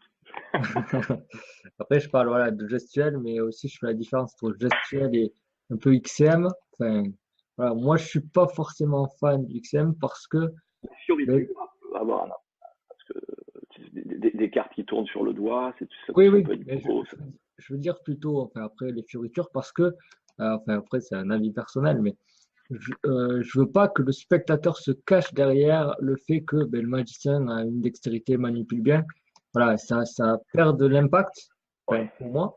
Et donc, voilà, je préfère voir, bon, après, faut pas aller à l'extrême, quelqu'un qui va arriver, qui va mal manipuler, comme si, voilà, après, ça va pas être joli à voir. Donc, c'est pour ça que j'aime pas Ouais, forcément. voilà, c'est ça qui est difficile la frontière.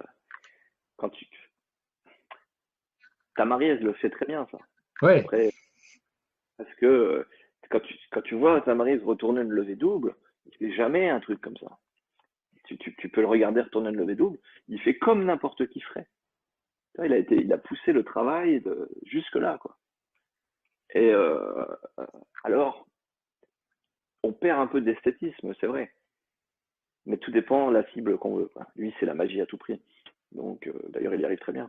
Mais, euh, mais je pense, moi, après, c'est la sensibilité de chacun qui joue. Je pense qu'on peut avoir envie quand même de mettre une certaine beauté dans ce qu'on fait.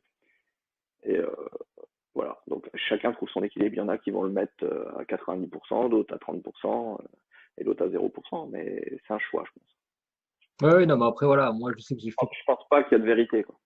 Oui, ah ben, moi, enfin, ce que je dis tout le temps, chacun a son avis, chacun a raison, en fait. Oui, ben, Mais quand même, sur certains points, je pense qu'il y a une vraie vérité. Oui, oui, Voilà. Mais sur cette ouais, partie-là, il n'y a pas de. À mon avis, comment dire? Si on se. Tout dépend de la cible, en fait. Si sa cible, c'est de faire de la magie, uniquement de la magie, et que privilégier la magie dans l'esprit du spectateur, faut pas faire. Mais si, parce que nous, ce qu'on fait quand on fait du close-up, c'est plus que de la magie. Il y a le divertissement qui va avec, il y a la personnalité qui entre en ligne de compte, tout ça. Donc je pense que là, ça peut être plus important que les gens sont contents de voir quelqu'un qui va manipuler bien des cartes ou faire des trucs incroyables avec ses doigts ou même dans des limites raisonnables quand même. Parce que bon, si tu fais si tu arrives et que tu jongles avec 6, 8, 10 balles, ah, ça va être génial. Mais ça va pas être magique. Et si tu montres une dextérité extraordinaire avec les cartes, ah, ça explique tout, quoi. ouais, voilà. Même si ça explique pas forcément tout, mais ça explique pour le spectateur, il croit avoir la solution, il Ouais, manipule. Et à partir de ce moment-là, c'est plus de la magie, quoi. c'est pour ça, il faut même que ce soit panaché au moment de. Faut Enfin, que ça soit panaché, mais quand tu fais par exemple des démonstrations de tricherie, qui peut être, parce que moi j'en fais rarement, mais j'en fais dans le cas où on me dit ah, j'aimerais pas jouer aux cartes avec vous, vous sauriez faire. Donc, bah, les gens demandent, donc je fais, j'ai des trucs pour ça. D'ailleurs, il y a des trucs qui paraîtront dans ma série prochainement là-dessus. Et bah là, l'approche est très différente, puisque tu fais une démonstration de l'habileté d'un tricheur. Donc là, tu peux te permettre de montrer que tu es habile, tu vois. ouais, Tout ouais. dépend de la cible. Ah oui, mais de toute façon, on pourra en parler Pendant pendant longtemps, parce que longtemps. ça fait déjà 1 heure, là. Ouais, ce que je vois, donc Ton interview précédent, il avait duré combien de temps? 50, on avait fait long aussi, mais du D'accord. coup, ouais, je vais quand même avancer. Avançons. Parce que là, c'est Alors, la question 2. Plus que 12. ah, là, je suis à la moitié là. Ah, mais ça va Ok. aller. Donc, une question, donc j'ai formulé un peu différemment, mais voilà, si tu te retrouvais le jour où tu as découvert la magie, donc tu te téléportes le jour où tu as commencé, qu'est-ce que tu te dirais à toi-même? En gros, quel conseil tu te donnerais En gros, quel conseil il faut donner à quelqu'un Ouais, qui débute? voilà. Je pense que le débutant, la raison pour laquelle il se met à faire de la magie, je l'interrogerai là-dessus. C'est-à-dire, beaucoup de gens font de la magie comme un faire-valoir. Et je dirais, et je tenterai de leur expliquer que c'est pas la bonne approche du tout, quoi. Il faut avoir envie de donner quand tu fais de la magie. Il faut avoir envie non pas de dire aux autres, regardez ce que je sais faire, regardez comme je suis fort, mais de transmettre un truc, quoi, de leur faire un cadeau. Et quand je fais de la magie, j'adore faire de la magie aux gens, hein. Et j'ai toujours plus ou moins cette envie-là, quoi. Regardez ce que vous allez voir, vous n'allez pas le voir souvent dans votre vie, quoi. Je leur dis pas, hein. Enfin, des fois, je le dis dans des routines parce que c'est mon texte, pour bien capter l'attention, mais non, parce qu'en plus, c'est vrai. Mais, euh, mais je leur dirais, voilà, aux débutants, fais pas de la magie pour en foutre plein la vue aux gens, fais de la magie comme un moyen de t'exprimer. Voilà, comme n'importe quel quelqu'un qui va faire de la musique, c'est pareil, quoi. Ok. Là, Voilà. Après, plus dans un aspect technique, je dirais,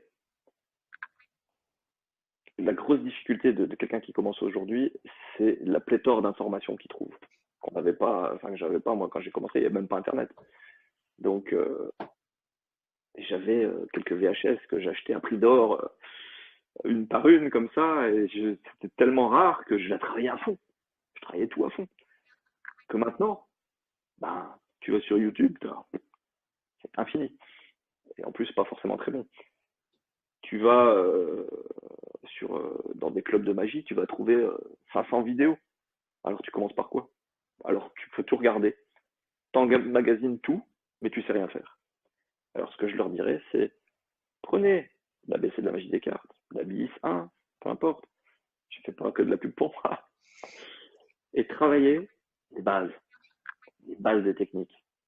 Combien je vois de personnes faire un comptage Hemsley? Putain, non mais on est comme ça là. Ils font leur truc, ils mettent avec la carte qui est bien là sous le doigt. Là. de Ouais. trucs horribles, quoi. Je dis, mais merde, il y a tellement de vidéos où c'est bien décrit. Apprenez les bases, quoi. Comprenez les choses, comprenez pourquoi vous faites les choses. Voilà. Ok. Ah, ben c'est cool. Et du coup, pour continuer, bon, j'avais mis les trois livres, vidéos, conférences ou enfin, préférés que je dis, mais voilà, si c'est un conseil plutôt, par exemple pour les débutants. Donc voilà, bon, il y avait l'ABC, donc c'est vraiment se focaliser sur les bases d'abord, À ou mon avis, d'abord les bases d'abord. s'amuser et après, À mon avis, les bases d'abord, mais surtout comprendre. Alors, comprendre pourquoi on fait les choses. Le chemin magique de Tamarise, ça c'est un bon bouquin à mon avis. j'ai 5 points magiques aussi, j'aime bien, de Tamaris. Ouais, dans le même esprit, ouais. Ouais, Qui te dit, qui t'explique pourquoi on fait les choses, pourquoi on les fait pas. C'est-à-dire que toujours. Ah non, mais là on en est. Ok, parce que j'étais encore dans la question précédente.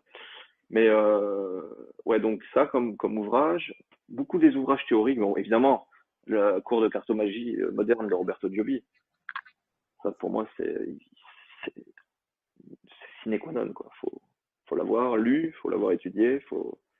Moi j'ai fait des coachings en fait avec Giobbi chez lui plusieurs fois et j'ai appris plein de trucs à son contact. En plus c'est quelqu'un de très critique, donc forcément, et puis qui a pas peur de te dire les choses, donc forcément à son contact t'évolues vachement, quoi. Voilà. Faut pas avoir. Le problème des magiciens, c'est l'ego aussi, bien souvent. Ouais, malheureusement. Donc, beaucoup publient des vidéos sur YouTube ou Facebook ou quoi, en attendant qu'une chose, c'est qu'on leur dise que c'est bien. C'est pas forcément. Il faut pas aller voir un Joby quand c'est comme ça. ouais, ben, Ni moi, parce que moi, je vais dire, je le fais pas trop, mais quand on me demande vraiment, je dis ce que je pense, quoi. Mais c'est ça qui est bien. Enfin, j'en parlais avec Alexis, ouais. qui disait que voilà, de devoir demander des avis à des personnes, moi ça m'est arrivé aussi. Euh, Ce que je disais, le problème c'est que des fois, les personnes vont dire ouais, c'est bien. Et c'est un peu pour pas décourager, envie de dire la personne, mais ça m'est arrivé de dire voilà, dis-moi ce qui ne va pas, moi je vais pas me vexer. Voilà, le but c'est d'évoluer, donc voilà, Ah, tu peux te alors, lâcher. des fois, on va te dire un truc, et puis des fois, tu vas pas forcément être d'accord, donc ça peut ouvrir un Ouais, débat. Et moi, j'ai passé des nuits entières avec mon ami Jérémy notamment, et puis Maxime maintenant, à discourir sur un point de détail, une virgule, comment faut prendre le break, ou faut-il prendre un break Hermaz ou un break, enfin, tu vois. Et, et ça, je trouve ça passionnant, quoi. Je trouve ça passionnant. Un autre ouvrage, donc je pense les Book of Wonder de Tommy Wonder. Super, il y a beaucoup de théories dedans et je trouve ça génial, quoi. L'approche est géniale, il faut les avoir lues. Euh, Puis c'est déjà pas mal, hein. ouais, là, Mais, évidemment, le Hermaz, il faut l'avoir lu celui-là aussi parce que c'est quand même la base de tout. Mais sinon, comme bouquin pour apprendre des trucs, pour la culture, et que je ne considère pas comme indispensable, mais pas indispensable dans un premier temps, mais indispensable dans le cheminement, bah, c'est tous les Richard Wolmer, quoi. Tous les Very Best of. Parce que quand tu découvres Marlowe par son intermédiaire, quand tu découvres, il faut avoir connu tous ces maîtres en fait, voir comment ils pensent, analyser, comprendre leur cheminement, tout ça, parce que ça te fait évoluer. Voilà. ok. En vidéo, qu'est-ce que j'ai vraiment aimé comme vidéo? Celle que je t'ai dit tout à l'heure, là, de la conférence de Guy Illingworth. C'est génial. Ça, on découvre un esprit brillant, quoi. Et puis, doté d'une technicité extraordinaire, sans que ça se voit. Euh, avec quoi j'ai vraiment beaucoup appris?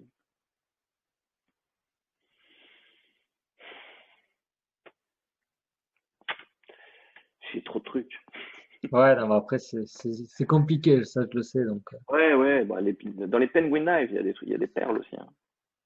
Il y a des perles, mais c'est très inégal, quoi. Si tu regardes, par exemple, le Penguin Live, qui est quand même un des meilleurs pour moi, c'est celui de. Aïe, j'ai pas le nom, alors il va pas me revenir. Je fais de la cartomagie, Le magicien qui est dans tous les congrès complètement fou. Il arrive en vélo dans le. Oh, il va même chercher quelqu'un dans la rue dans le Penguin Live. Ah, punaise, je connais que lui. Un vélo. Il va chercher. Oui, il arrive en vélo. Ça me dit rien. Ah, il fait le raccoon. Euh, Ah, David Williamson? voilà, Williamson. Ah oui, ok. Son Penguin Live, je sais pas si tu l'as vu, mais pour moi, Non, c'est j'ai des pas trucs vu. meilleurs. C'est génial. À un moment donné, il sort dans la rue pour chercher un public profane et tout. Oui. Il est fou. Il Ouais, est mais fou. après, je l'ai Et vu, moi. en plus, tout ce qu'il montre est vraiment, vraiment bien. Bien, bien, bien. C'est très riche. Il dure 4h30. Hein. Et évidemment, les deux de Joby. Pour moi, sont magnifiques, quoi. Il en a deux. Un, magie, carte sur scène, en fait. Le thème, c'est magie des cartes sur salon scène. Et le deuxième, magie des cartes en close-up. Voilà. Et les deux Penguin Live de Joby sont waouh. Voilà. Ouais, Pour c'est trois vidéos. intéressant, ces conférences, parce qu'il y a quand même pas mal de contenu. Voilà, voilà, voilà. Et beaucoup de théories, en fait. Ouais, Beaucoup de aussi. théories. Après, Très, il y en très. a qui n'aiment pas ça, donc Mais oui, mais ceux qui n'aiment pas la théorie, c'est que doivent pas être des bons magiciens, je pense. Parce que comment veux-tu faire de la bonne magie si tu connais pas les bases théoriques? ouais, non, mais je suis d'accord. C'est Après, pour tous ça les même deux. que je Ouais. demandais par exemple, comment ça se passe maintenant, enfin, parce qu'il y a tellement de choses qui sortent. Enfin, donc, c'est aussi compliqué au départ pour quelqu'un même qui commence. Donc, Alors moi, tout ce qui sort, ben, par rapport à Chris, qu'à la boutique, bah, je suis confronté par la force des choses à voir ce qui sort, même si je m'y intéresse pas directement. Donc, et puis j'ai un pote sur pas loin de chez moi qui lui achète absolument tout ce qui sort. Alors de temps en temps, je vais le voir un peu parce que finalement on se fréquente pas tant que ça. Mais chaque fois que je le vois, ce garçon, il me passe 2 heures à me montrer tout ce qu'il a acheté, tout ce qui est sorti. Donc je sais plus ou moins tout ce qui sort grâce à son intermédiaire, même si c'est pas mon approche. Moi, pour ajouter des tours dans mon répertoire, il y en a peu, quoi. 2 par an, quoi. Et ouais. encore. Euh, ouais, bon, après, j'avais mis une question. Ça, c'était plus au niveau Presta. Comment tu fais, enfin, est-ce que tu as tes trucs pour gérer un spectateur difficile, par exemple, ce qui Ah peut oui. arriver, hein, forcément. Ah oui, oui, oui. Tu lui dis, pour le numéro suivant, on va jouer au jeu de la porte. Alors moi, je fais la porte, et toi, tu la fermes. Non, bon, c'est une line que tu peux faire dans certains cas, mais Ouais. avec un spectateur chiant. Alors, un spectateur chiant, ça peut être beaucoup de choses. Ça peut être quelqu'un qui la ferme pas parce que c'est le leader de la table ou du groupe et tu as du mal à faire, qui veut pas forcément te faire chier, mais qui veut se faire valoir. Donc ça, pour moi, c'est très chiant. Mais celui-là, ben, pour le contrôler, il faut le faire participer. Et, et après, il va fermer sa gueule parce qu'il va être surpris lui-même. Et du coup, tout le reste du groupe, comme c'est le leader, va t'aimer encore plus, quoi. Ouais, ouais. Voilà. Donc ça, c'est ça. Après, le spectateur chiant qui veut te saboter, qui peut arriver aussi. Alors lui, il faut surtout ne pas entrer en conflit avec. Ne pas essayer d'être plus fort que lui parce que, comme dirait Roberto Giovi, la magie c'est de l'art, c'est pas de la compétition. Donc t'as rien à prouver. Donc, bah, tu t'adresses à ceux que ça intéresse. Et puis, bah, celui qui te sabote, tu lui fais un tour sûr à 100%, sur. Moi, quand je fais le Crazy Man on Cuff avec les élastiques, je sais très bien que personne ne va comprendre.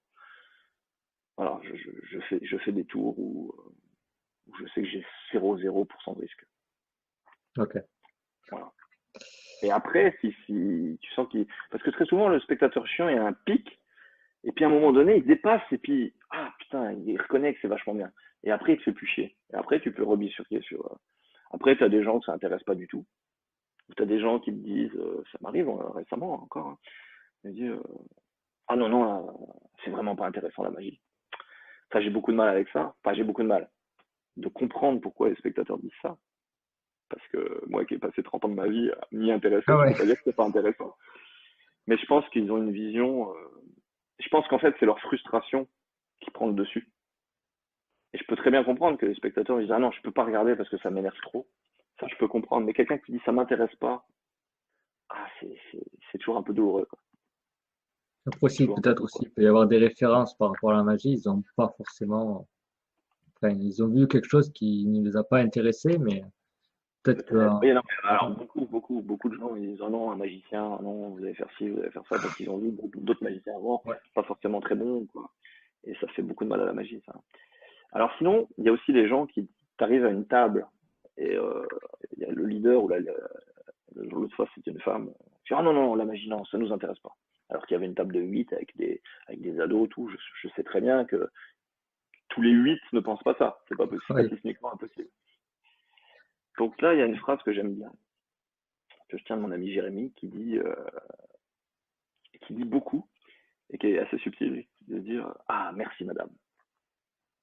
Donc là, ça l'interpelle. Ouais, parce que grâce à vous, je gagne toujours autant, mais je travaille moins.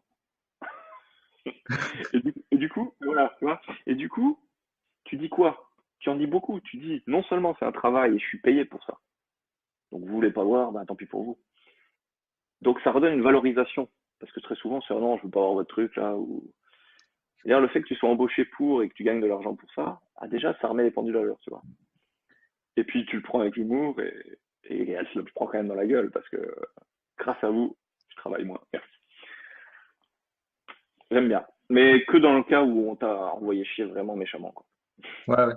Parce que je vais pas faire ça à quelqu'un qui très gentiment va me dire non, de la magie, ou excusez-moi, on se retrouve, on s'est pas vu depuis longtemps. Ah bah oui, bien sûr, non mais je voulais discuter entre vous, hein. Voilà. Ça c'est la magie de resto parce qu'en événementiel, c'est très très rare de se faire refouler, ça Ouais, arrive ouais. jamais. Et est-ce que ça arrive? Bon, je pense que oui, mais que quelqu'un, ben voilà, connaît un tour, il veut absolument te montrer quelque Oui, chose. oui, oui, oui, oui. Oui, alors je laisse faire souvent. Je laisse faire, je veux pas le casser, je veux pas lui montrer après une version qui va le tuer parce que ça sert à rien en fait. Il faut mettre l'ego de côté, il faut, il est content parce qu'il le montre devant les autres souvent. Donc, oh, ça t'applaudit, dit voilà, bah, il va prendre ma place maintenant. Bah, je vous souhaite une belle soirée, et puis je vous laisse avec le nouveau magicien. Un truc rigolo, mais toujours dans le. Tu fais d'abord ta presta, tu dis vous me montrerez après, puis après s'il te montre, puis tu le laisses comme ça. Mais toujours en le valorisant en plus. Voilà. Après, s'il me demande un avis, je dis ça c'est autre chose. Je dis on se contacte et puis on en discutera. Ouais, non, mais ça c'est, parce qu'il y en a qui posent la question, voilà. De toute façon, tu l'as dit, mais voilà, c'est pas de le dévaloriser, quoi. Et ça lui fait plaisir, donc, Non, je autant, pense voilà, je pense que quelqu'un qui est souvent des enfants ou quoi, ou même des adultes, ah j'en connais un, je peux vous le faire, tout. Surtout pas le dévaloriser. Alors, c'est toujours un peu embêtant parce que celui qui pense te bluffer, alors qu'il va te faire un truc que tu connais par cœur, comment réagir? Il regarde, il fait ah bien, bien, ça t'applaudit, tout ça. Puis il te regarde et te dit vous connaissiez? Je dis bah oui, c'est mon métier. Et je peux pas dire non, évidemment. Et je sais pas quelle est la bonne approche là. Moi je dis bah oui, oui, c'est mon métier, mais c'est bien, tu vois, puis c'est tout quoi. Mais je sais pas la bonne approche. Je sais pas. Est-ce qu'il y aurait mieux à faire ou est-ce que il faut simplement pas laisser faire le spectateur? Je crois pas. Je crois pas. Je crois que t'es là pour qu'il passe un bon moment. Donc le mec il va passer un bon moment en faisant son tour. ouais, ouais, Si dans ton timing tu as le ça temps, rentre. Ouais, évidemment, ouais. parce que quand tu fais des événementiels, voilà. Ok. Alors, j'avais une question, on l'a abordé en fait. C'était en gros, quel est le but, ton but quand tu fais de la magie? Voilà, qu'est-ce que tu veux faire passer? Quel est le but en fait? Est-ce que c'est t'amuser, amuser d'abord les gens? On l'a abordé, donc on va passer assez vite, mais c'est quand même une question. Alors, mon but est d'amuser d'abord les gens, parce que très souvent, comme je travaille beaucoup en resto, souvent le dimanche midi, même alors que j'ai des prestats très tard, des fois en mariage le samedi soir, j'arrive la tête dans le cul, j'ai pas spécialement envie d'attaquer la première table, tu vois. Ça arrive comme à tout le monde, je pense, surtout quand tu sais que tu as 3 heures à faire. Alors là, mon but, ça peut pas être de m'amuser, parce que je me dis, je sais très bien que je vais faire mon job, quoi. Donc, mon but là, c'est d'amuser les gens. Et après, peu à peu, en fonction des retours que tu as, tout ça, là, je m'amuse. Parce que quand t'as des gens qui réagissent super et tout, quand on demande, qui sont en demande, putain, là, ça m'éclate, là, je pourrais rester 1 heure alors, tu vois. Et, mais c'est plus l'approche de donner quelque chose. De donner quelque chose, voir comment ils vont l'accueillir, parce que c'est quand même très compliqué.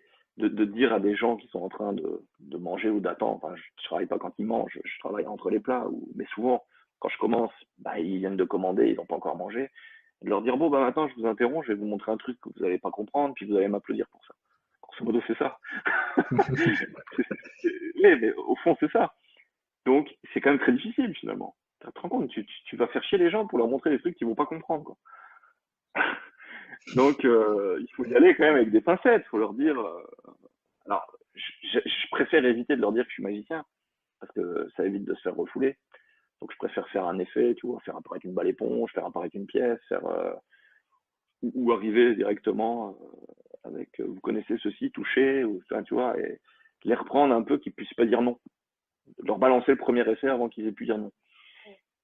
Et donc ça, c'est les approches que j'ai maximum. Parce que quand j'ai tout essayé, mais quand c'est comment il s'appelle Jean Merlin qui lui, sa phrase, c'est de dire le patron m'a envoyé pour vous divertir en attendant l'arrivée des plats. Et c'est très bien cette phrase aussi, parce que bah tu te places, c'est le patron qui t'envoie, donc on peut pas trop. Et mais j'ai quand même de moins bons résultats avec ça que en faisant un effet direct par surprise ou voilà, Ouais. parce que les gens, quand le patron m'a envoyé, peuvent quand même te dire non, mais on était tranquille là. Alors que quand tu leur balances un effet, putain, ils en ont envie d'en avoir un deuxième, quoi. Ouais. Donc, une question un peu bizarre. Donc, ça, si jamais t'as pas d'idée, on peut passer. C'est que ferais-tu si tu n'avais pas peur, de manière générale? Plus de conférences, parce que franchement, me lancer pour faire ma première conf devant les magiciens, ça a été dur, et ça l'est encore. Euh, alors, si j'avais pas peur, je ferais pas grand chose de plus en fait, parce que j'ai pas trop peur. Mais ouais, je ferais plus de conférences, voilà. Ça, mais bon, ça va venir, hein. Ouais, ouais, non, voilà. Je pose la question, ça peut être toujours intéressant de savoir. Ouais, parce que la peur, je connais des magiciens qui sont très bons, mais qui ont par exemple une grande peur de se produire en public ou en public ça va, mais s'il y a des magiciens, ça va plus. Et bon, moi j'avais aussi comme beaucoup, je pense.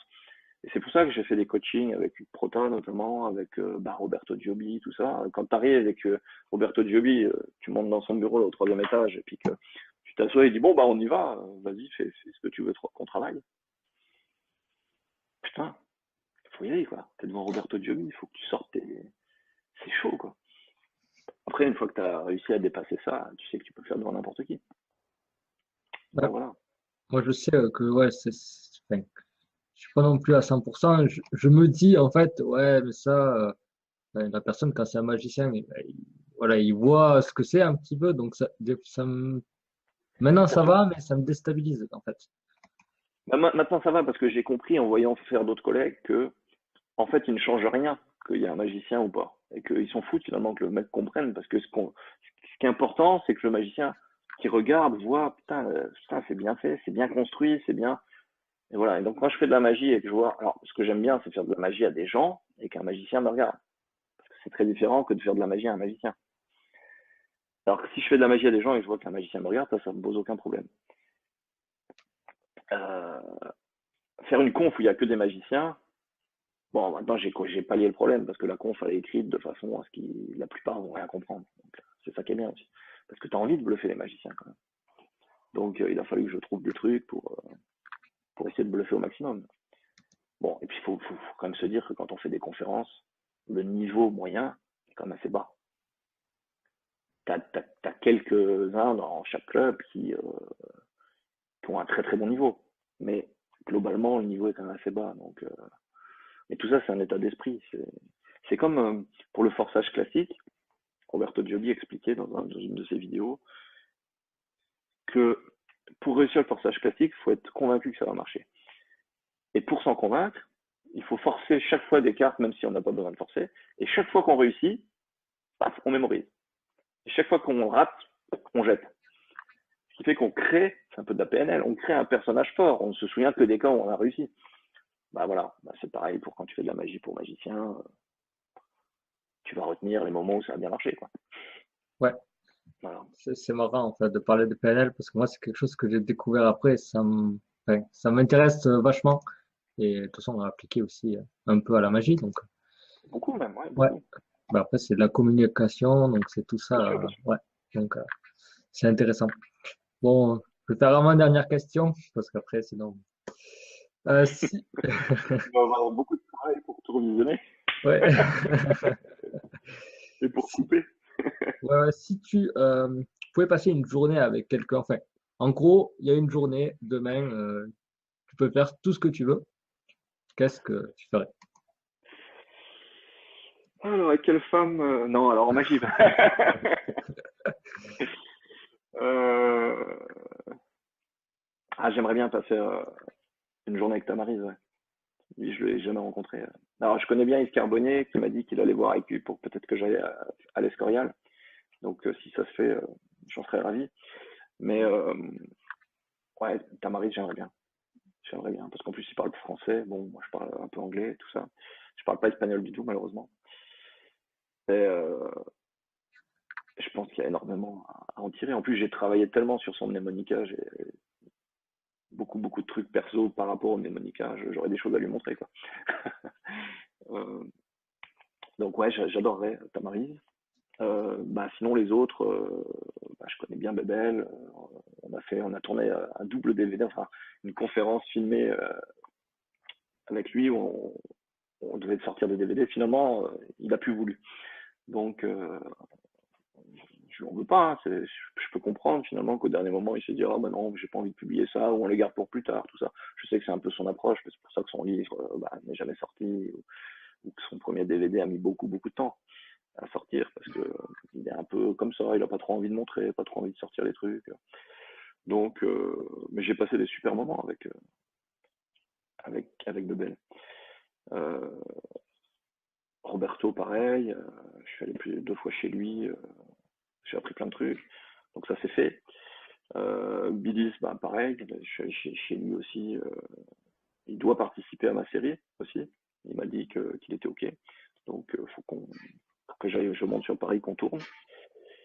Euh, j'aime bien Carlos Vaquera aussi, j'aime beaucoup le voir travailler en close-up.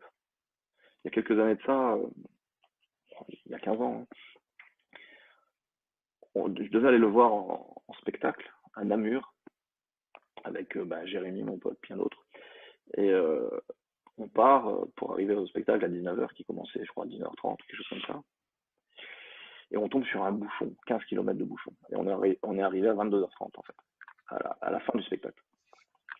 Donc je lui avais écrit avant à Vaquera pour lui dire qu'on venait voir le spectacle, s'il y avait moyen de boire un coup avec lui. Et donc à la sortie, on lui dit, ah bah alors, j'ai dit, bah, on n'a pas vu le spectacle. Ah bon. Et ben on est allé dans un bar avec lui, il nous a fait 1 heure de magie, quoi. Il y avait aussi d'autres fans de lui, lui aussi, quand il rentre dans un endroit, surtout à l'époque où il était peut-être plus connu que maintenant, parce qu'il avait son émission là, pour la gloire, je crois, euh, qui, euh, qui disait que c'était vraiment une vraie star, quoi. C'est un peu comme, je sais pas vraiment comment dire, vraiment un Michel Drucker, quoi. Ouais, Ah, non, après. c'est un peu exagéré, mais tout le monde le connaissait là-bas, quoi.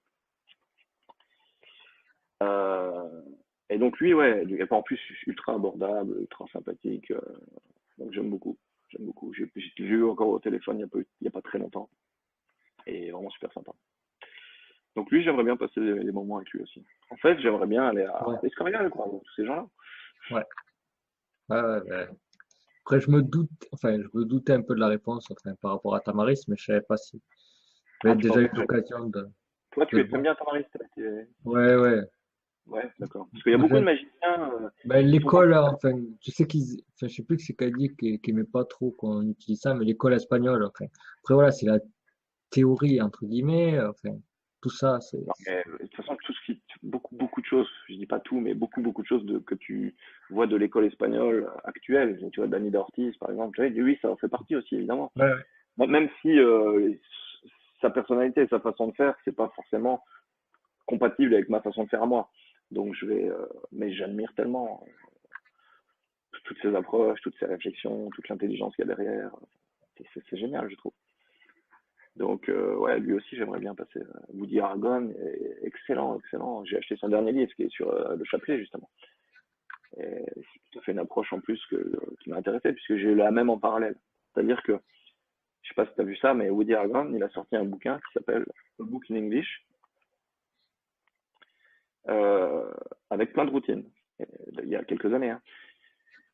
Et dans ce bouquin, il y a beaucoup de tours qui nécessitent des montages, assez pas pratiques à faire en conditions réelles. Et là, dans le bouquin qui vient de sortir, là, sur le chapelet, Mémorandum, en fait, il explique que son chapelet, il y a tous les montages pour faire tous les tours de son précédent bouquin.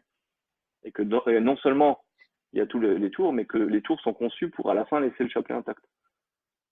Donc en fait, à tout moment, il peut tout faire. Et ça, c'est la réponse parfaite à ceux qui disaient ah ouais, mais il y a trop de montage dans les tours que tu proposes, tout, il n'y a rien qui est faisable en condition, quoi. Ou alors on en fait un et puis c'est Ouais, fini, quoi. après. En fait, pas du tout. Il peut tout faire à tout moment. Ah Et ouais, ça, je trouve, voilà. ouais, bon. Donc moi, j'ai travaillé beaucoup dans cette optique-là, c'est-à-dire que énormément de tours de mon répertoire, je les ai réécrits pour pouvoir le faire avec le mnémonica de Tamaris, sans que ça le dérange. Donc, c'est-à-dire, je peux faire une presta complète et à la fin, mon jeu est toujours en chapelet, quoi. Euh, alors que je fais des tours quand même très variés. Parce que quand tu fais des tours de petits paquets, genre la carte générale avec un chapelet, bah, tu sors les as et puis une carte, et puis à la fin, tu peux les remettre facilement, quoi. Ah, voilà. C'était une parenthèse, encore une fois. Plus de parenthèses dans Ouais, cette interview. ok. Bon, après, il y Les avait. gens iront jusque-là, hein. Comment? Les gens iront jusque-là. Ah, non, mais je vais couper. Je ferai en plusieurs fois. Ah, c'est sûr que c'est là. Juste après, c'était un dernier truc, c'est par rapport au projet à venir. Bon, là, il y avait la série. Est-ce que. Bon, la série, moi, tous mes épisodes sont tournés. Pour mes 12 épisodes sont tournés. J'ai 5 épisodes de tournée de mes potes, hein. Tous les 15 du mois, c'est un pote à moi. Euh, Là, ça va sortir pour le congrès le nouveau DVD de Yves Carbonnier, qui s'appelle Double sur table, où il parle donc de la double sur table et des effets, enfin beaucoup d'exercices par rapport à ça. Ça peut être intéressant. Donc là, je suis en train au moment où je fais cette interview avec toi, l'ordinateur en même temps est en train d'encoder la vidéo. Ah, d'accord, ok. Je suis je suis dans la fabrication du menu. C'est moi qui réalise, hein, parce que je suis devenu coproducteur avec Chris Carroll de tout ce qu'on fait en fait. Toutes les vidéos Chris Carroll Prod, c'est moi qui les monte en fait. Voilà. Et lui s'occupe de la partie graphisme, notamment les jaquettes, tout ça. Enfin, bon. Puis surtout la vente. Enfin, voilà. Donc ça, c'est le prochain truc qui va sortir. Sinon, bah, en fonction de l'accueil de la série, bah, saison 2 ou pas saison 2, quoi. Donc, je suis déjà en train de réfléchir à ce que je pourrais mettre dedans, parce que, mine de rien, dans tous mes DVD, j'ai quand même décrit 40 routines en tout, hein. Quand on aura fini celle-là, ça en fait quand même en carte. Et je veux toujours essayer de garder le même niveau de qualité, donc je ne veux pas mettre n'importe quoi juste pour mettre.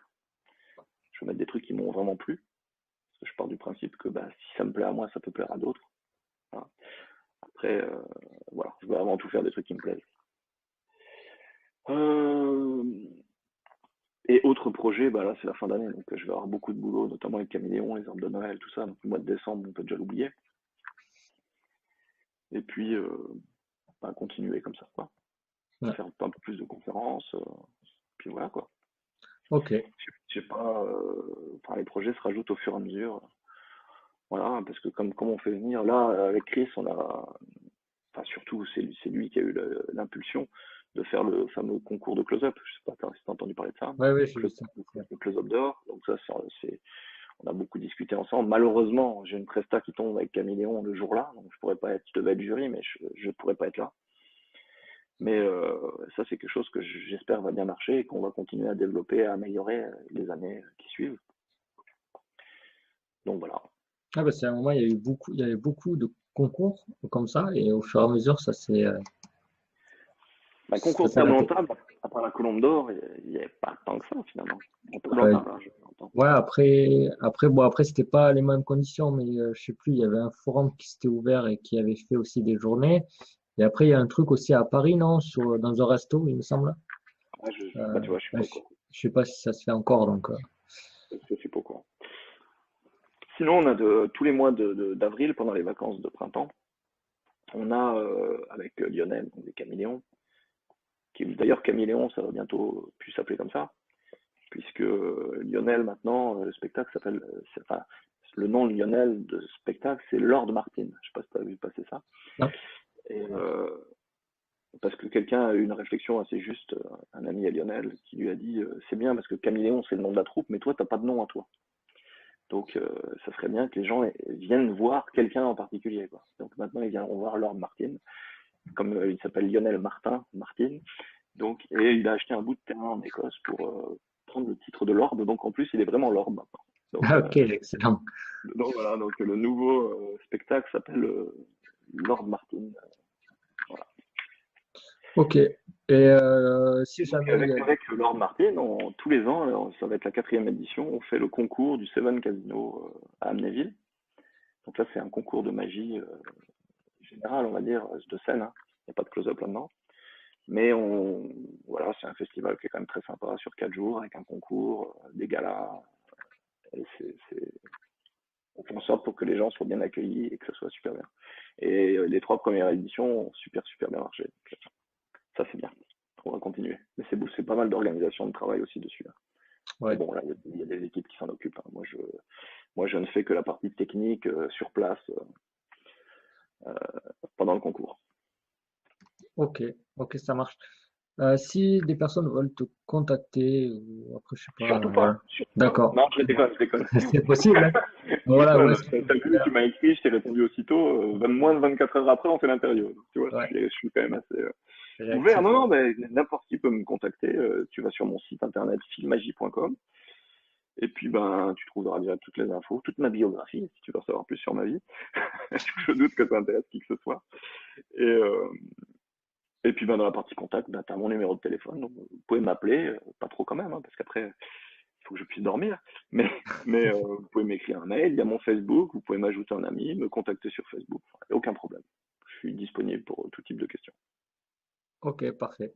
Ouais, merci encore une fois d'avoir accepté J'espère que ça a répondu à tes l'invitation. attentes, en tout cas. Ouais, ouais, c'était très intéressant. J'espère que Très bien, très bien. ça intéressera les gens qui vont regarder la vidéo.